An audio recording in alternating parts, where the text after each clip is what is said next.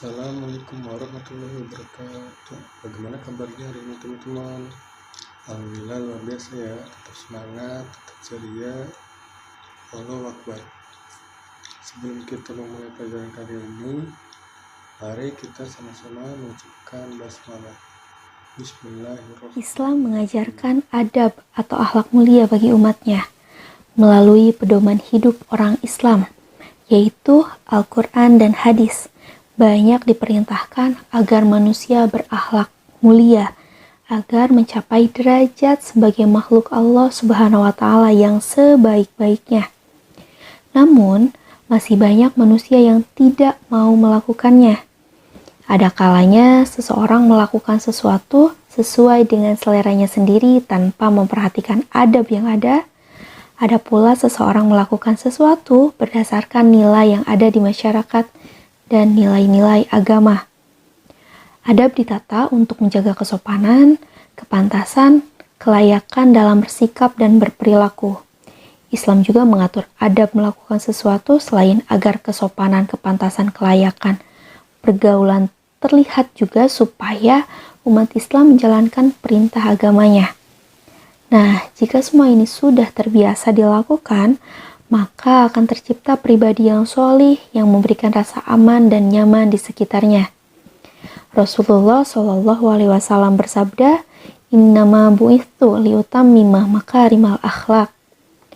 Sesungguhnya, aku, kata Rasul, diutus hanya untuk menyempurnakan akhlak. Oleh karena itu, umat Islam wajib berakhlak mulia, sebagaimana yang diajarkan Nabi Muhammad Shallallahu Alaihi Wasallam. Dalam hal ini, berakhlak mulia dalam berjalan, berpakaian, makan, dan minum. Memangnya penting ya ada berjalan, berpakaian, makan, dan minum? Justru penting sekali. Nah, di sini kita akan membahas tentang pentingnya ada berjalan, berpakaian, makan, dan minum. Yang pertama, adab dalam berjalan. Mengapa penting?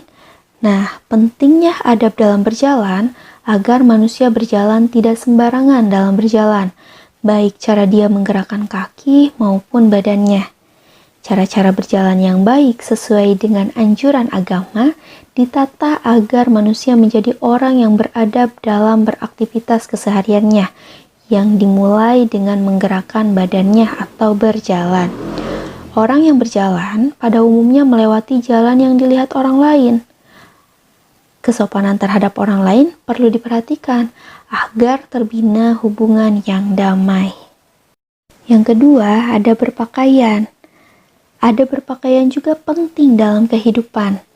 Adat istiadat berpakaian di Indonesia khususnya, masing-masing daerah memiliki ciri khas yang selayaknya dilestarikan.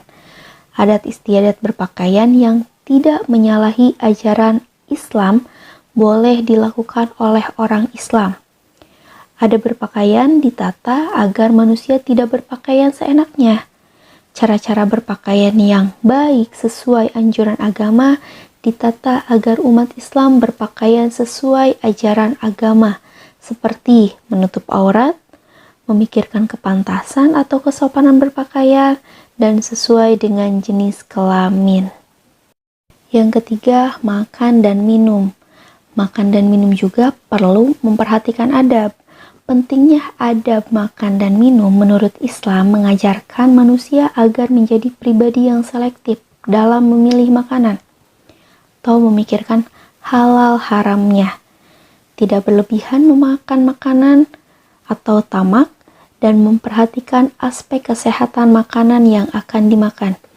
Jadi, manusia tidak asal makan yang dia suka dan dia mau saja, tetapi juga makan dan minum diniatkan untuk melangsungkan hidup dan hidup untuk beribadah kepada Allah Subhanahu wa Ta'ala.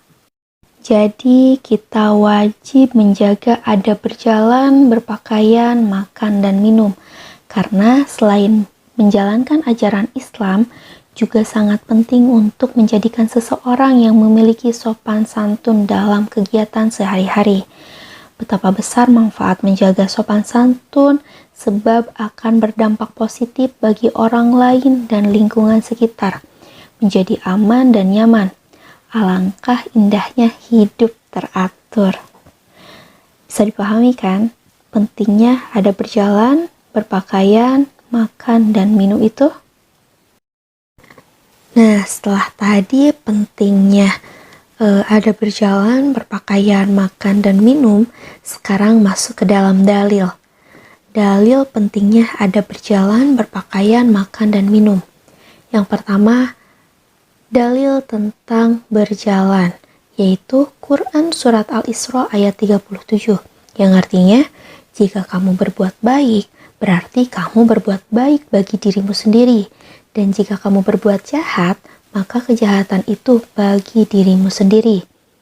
Dan apabila datang saat hukuman bagi kejahatan yang kedua, maka datangkan orang-orang lain untuk menyuramkan muka-muka kamu dan mereka masuk ke dalam masjid, sebagaimana musuh-musuhmu memasukinya pada kali pertama untuk membinasakan sehabis-habisnya apa saja yang mereka kuasai. Di sini, makna ayat di atas, kita dilarang berjalan dengan gaya sombong, yaitu membusungkan dada, memicingkan mata, wajah seram atau tidak tenang, mulut tidak mau senyum, kaki dihentak-hentakan tanpa tujuan jelas, dan gaya-gaya sombong lainnya.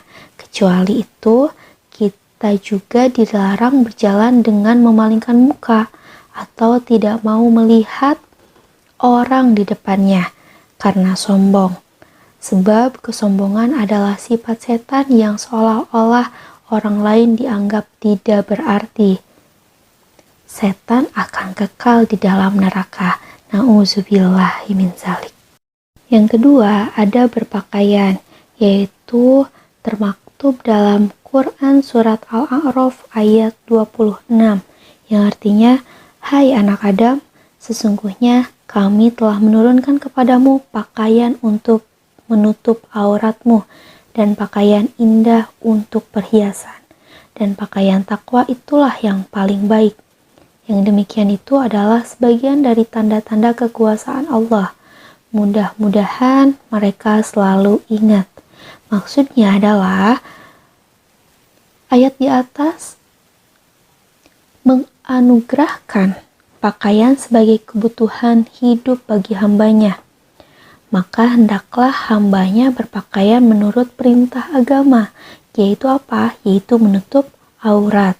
Dan pakaian boleh sebagai untuk indah-indah, asalkan tidak menyalahi aturan agama. Semua itu sebagai media penunjang ibadah dan ketaatan kepadanya. Adapun pakaian yang paling baik adalah pakaian takwa, yaitu berupa kebaikan hati dan jiwa. Yang ketiga, dalil tentang makan dan minum, yaitu termaktub dalam Quran Surat Al-Mu'minun ayat 51. Hai Rasul-Rasul, makanlah dari makanan yang baik-baik, dan kerjakanlah amalan yang soleh. Sesungguhnya aku maha mengetahui apa yang kamu kerjakan. Maksudnya adalah kita diperintahkan oleh Allah Subhanahu wa Ta'ala makan dan minum yang baik-baik atau halal dan berbuat kebaikan serta tidak boleh menuruti langkah-langkah setan. Baik di sini adalah makanan dan minuman halal yang didapat dari rezeki yang halal. Jika kita makan dan minum dari sumber rezeki yang haram, maka sama saja menuruti nafsu setan. Atau rezeki halal, tetapi untuk membeli makanan haram, apalagi dari rezeki haram dan makanan yang dibeli untuk dimakan jenis makanan haram. Maka yang demikian jelas mengikuti langkah-langkah setan, berarti Terima kasih. Mari kita bersama-sama membaca hamdalah. Alhamdulillahirabbil alamin. Khairul kalam. Wassalamualaikum warahmatullahi wabarakatuh. Semoga bermanfaat.